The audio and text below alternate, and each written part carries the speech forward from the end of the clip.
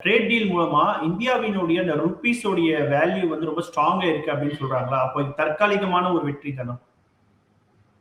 அதுவும் தற்காலிகமானதான். இந்த இப்போ உள்ள வர்றது போறது இப்ப பாத்தீங்கன்னா, இந்த ஒப்பந்தம் ஏற்பட்டதால என்ன பண்றாங்க அப்படின்னா, அந்நிய முதலீட்டாளர்கள் வந்து நேரடியா இப்போ அவங்களுக்கு தெரியும் எந்தெந்த துறையெல்லாம் நிறைய வருமானம் வரப்போகுதுன்னு தெரியும். வேகமா வந்து அதெல்லாம் வந்து அந்த பங்குகள்லாம் வாங்குவாங்க.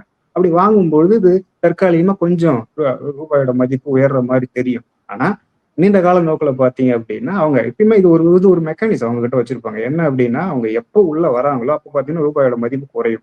எப்ப வெளியில போறாங்களோ அப்ப ரூபாயோட மதிப்பு நிலையா இருக்கும். வெளியில போகும்போது பாத்தீங்கன்னா ரூபாயோட மதிப்பு கீழே விழும். ஏன் அப்படின்னா, வரும்போது உதாரணத்துக்கு அவங்க $1க்கு ஒரு பங்கு வாங்குறாங்க அப்படின்னா, வெளியில போகும்பொழுது அவங்க என்ன அப்படின்னா நிறைய எடுத்துட்டு போவாங்க. அப்போ வந்து என்னன்னா அந்த அந்த ரூபாயோட மதிப்பு குறையும். ரூபாயோட மதிப்பு குறையும் பொழுது மறுபடியும் டாலரோட மதிப்பு கூடும். அப்போ கூடுதல் மதிப்பு வாய்ந்த அந்த டாலர் வெளில எடுத்துட்டு போயிட்டு மறுபடியும் அதே டாலர் கொண்டாந்து குறைவான விலையில இருக்கக்கூடிய அந்த பங்குகளை வாங்குவாங்க. இதுதான் அவங்களுடைய மெக்கானிசம். அப்ப எப்பயுமே பாத்தீங்கன்னா, அங்க கடன் கொடுக்கும் பொழுதோ இல்ல பங்குகளை வாங்கும் பொழுதோ நம்மளுடைய ரூபாய் மதிப்பு நிலையா இருக்கிற மாதிரி தெரியும். ஆனா அங்க ஒவ்வொரு முறையும் உள்ள வந்துட்டு வெளியில போகும்போது ரூபாய் மதிப்பு சரிஞ்சுக்கிட்டே இருக்கும். அவங்களுடைய டாலரோட மதிப்பு உயர்ந்துகிட்டே இருக்கும். இதுதான் அவங்களுடைய மெக்கானிசம். இப்போ இந்த எண்ணெய் விலையிலும் இதுதான் நடக்க போகுது.